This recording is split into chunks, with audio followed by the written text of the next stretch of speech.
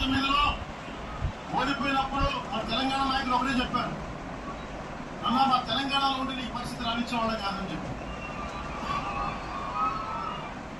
నాకు నిజంగా తెలంగాణ అద్భుతంగా ఉండాలి, యువతకు అద్భుత అవకాశాలు రావాలని కోరుకుంటాను తప్ప నాకు ఇక్కడ కొత్తగా బాగుకునేది లేదు, ఏమీ లేదు.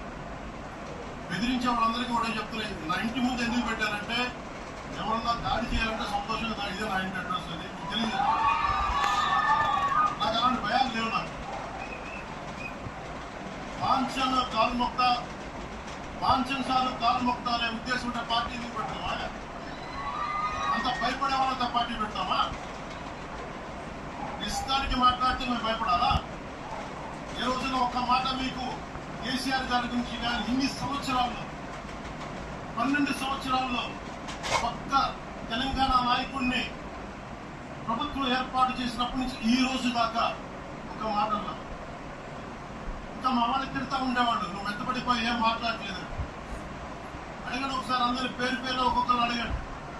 నీకు పౌరుషం చచ్చిపోయిందా? పౌరుషం చావలా, తెలంగాణ మీద ప్రేమ చావలా. తప్పుగా అర్థం చేసుకుంటాను, మీరు అర్థం చేసుకుని నేనేం మాట్లాడి ప్రస్తుతానికి అని చెప్తాను. ప్రజలు కోరుకున్నప్పుడు నేను మాట్లాడతాను. ఎంత కమిటెడ్గా ఉన్నాను తెలంగాణ కంటే.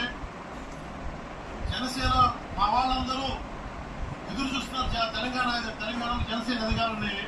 నేను ఒకటే చెప్పాను, ప్రజలు కోరుకునే వరకు మీరు ముందుకు తీసుకెళ్ళాలని చెప్పి నేను జర్నలిస్ట్ కాలనీలో ఉన్న తెలంగాణ జనసేన పార్టీని కూడా తీసి